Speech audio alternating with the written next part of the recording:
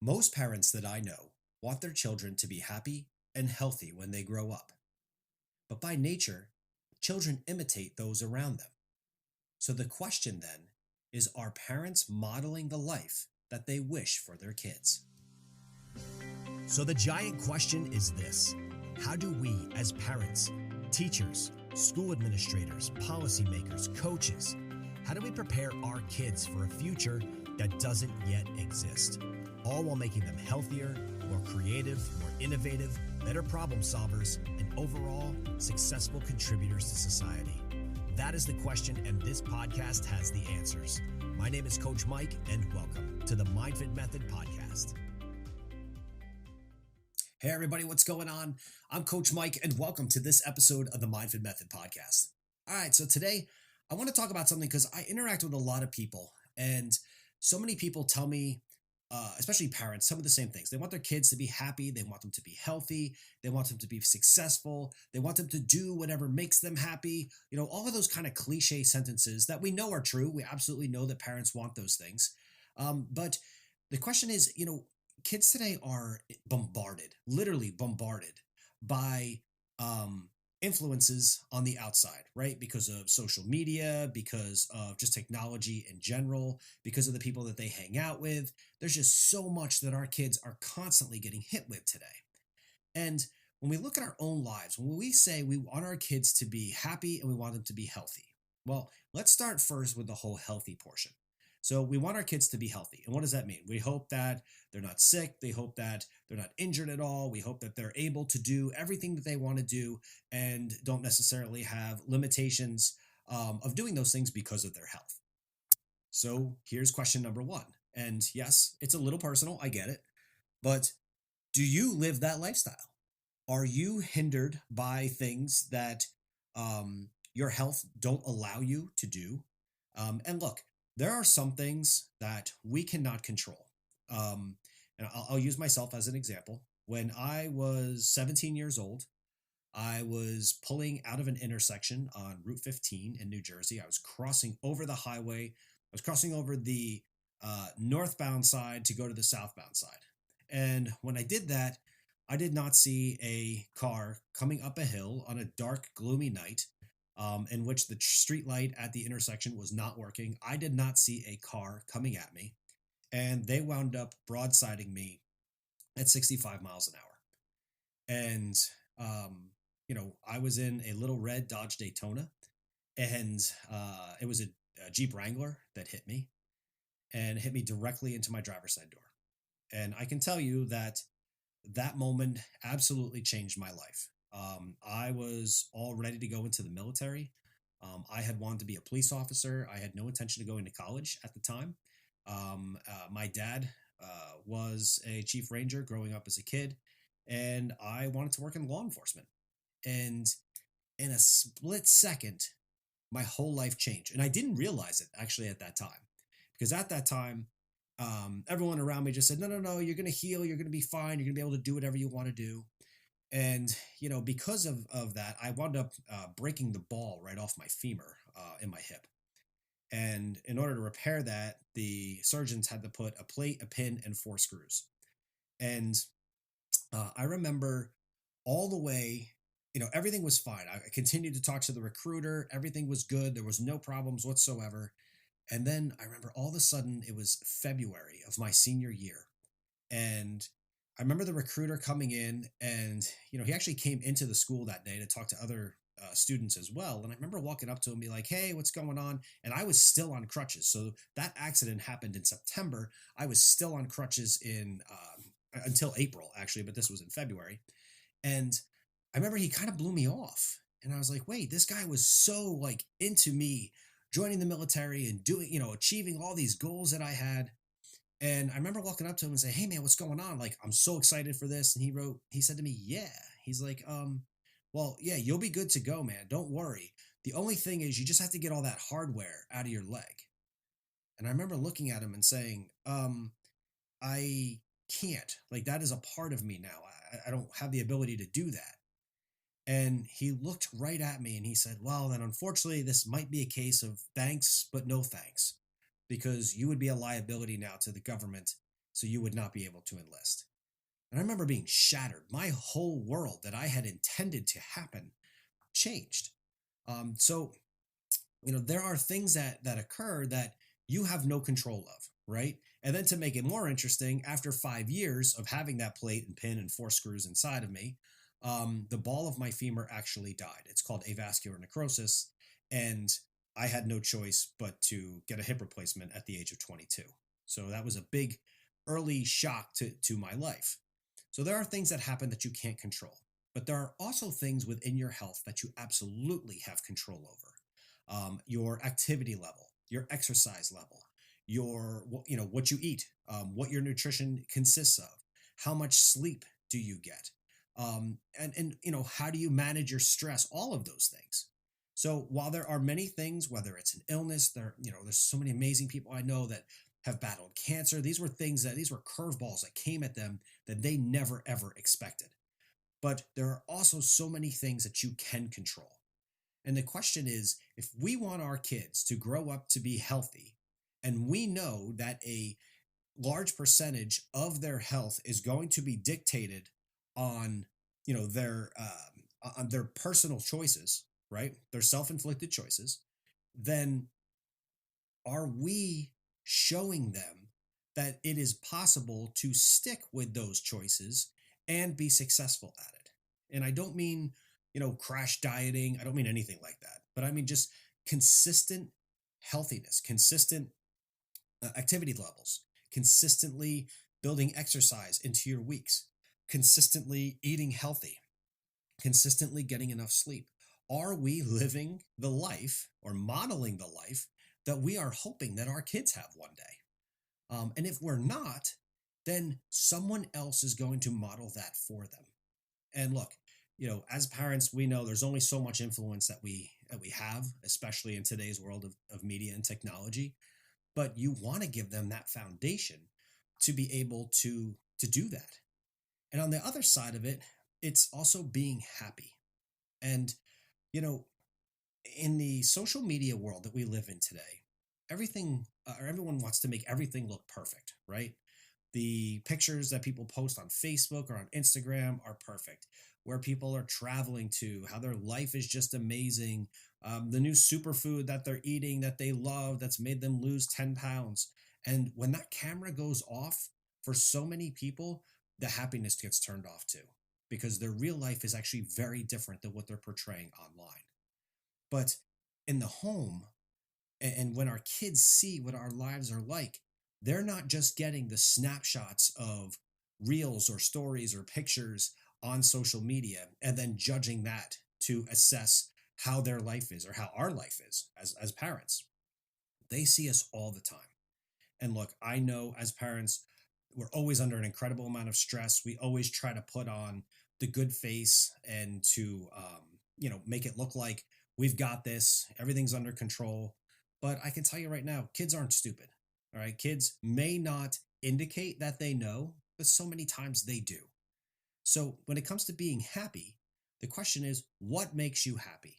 And what's funny? For so many people, you ask, someone what makes them happy, and so many times their answer is, "Oh, if I just had $1 million, I'd be fine."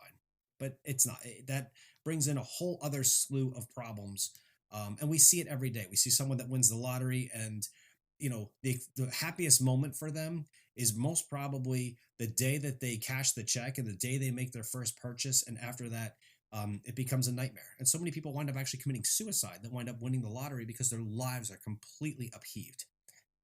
But for other people, being happy means doing the things that I want to do. It's not just about money.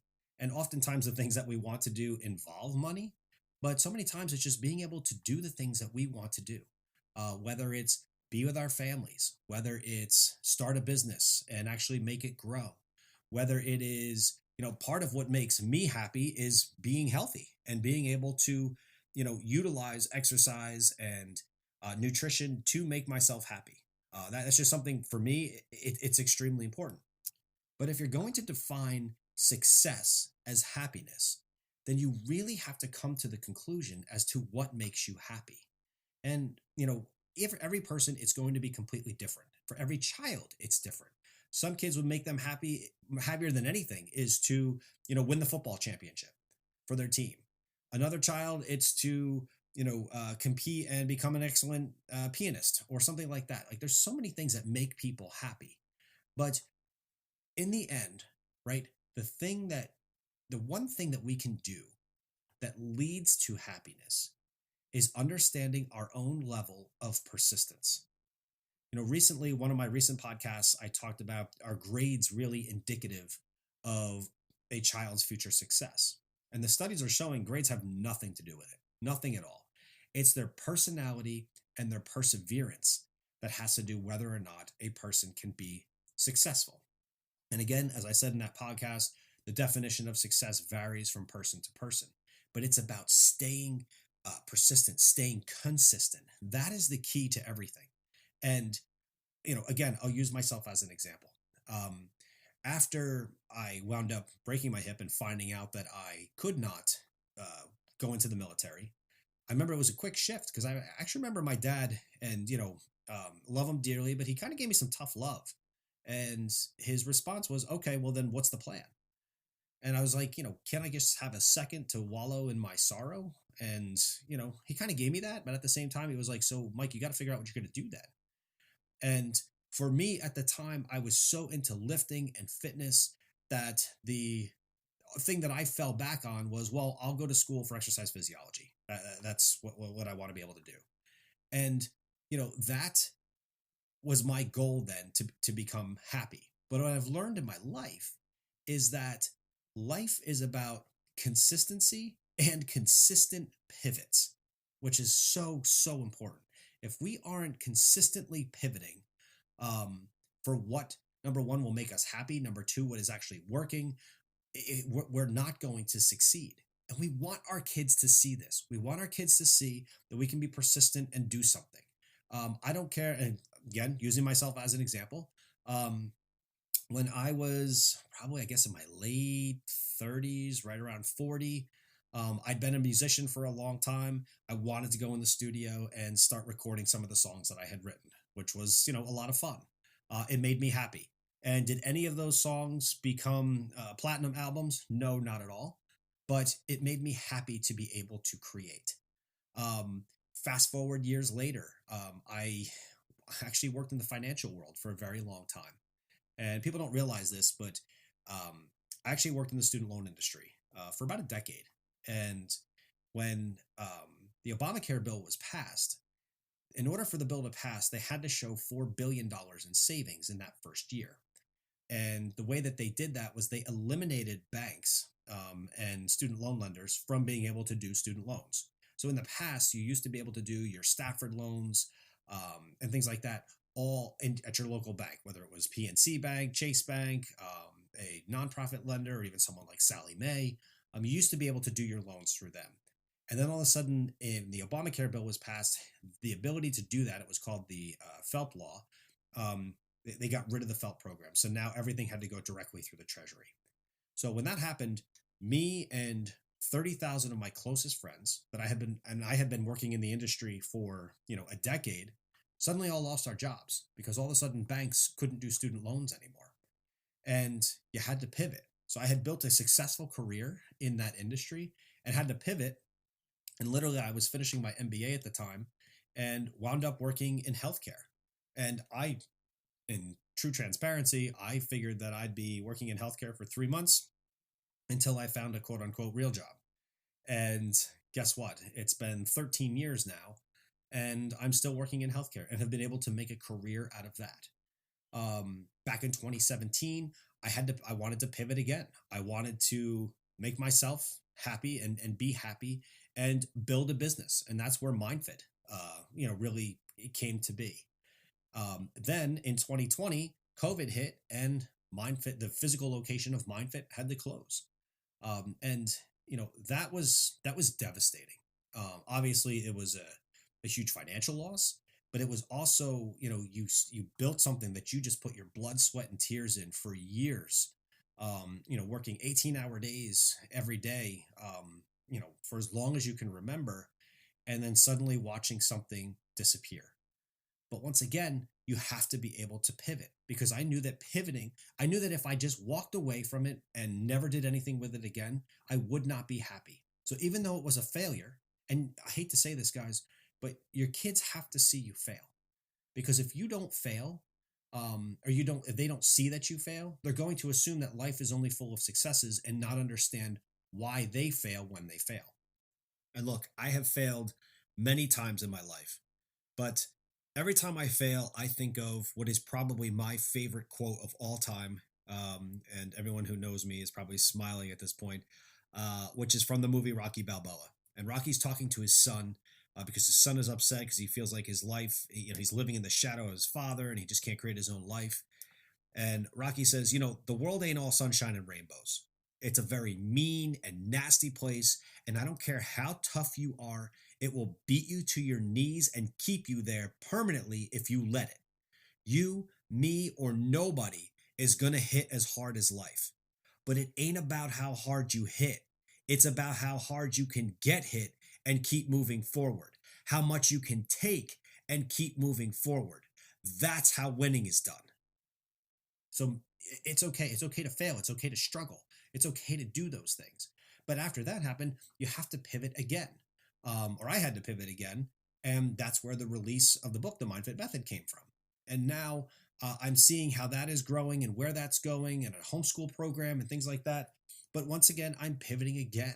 And I'm working with another company who frankly does unbelievable STEM programs. And I'm so excited to be part of what they're doing as well, and really help expose what they're doing to as many kids as possible, through talents and skills that I've acquired over the years in the world of business. So now that is what makes me happy. So it's not that happiness is a goal in the end.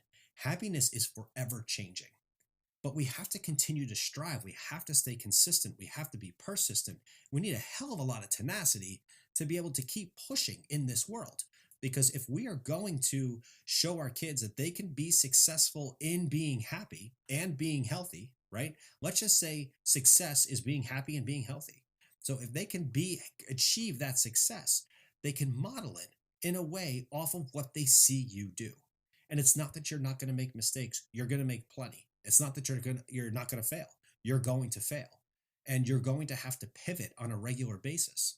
But don't be afraid to show them all that of happiness, of being healthy, and of really trying to reach your goals, fight for your goals. Someone said to me the other day that, exercise was such a chore, and it was such a pain for them to try to do.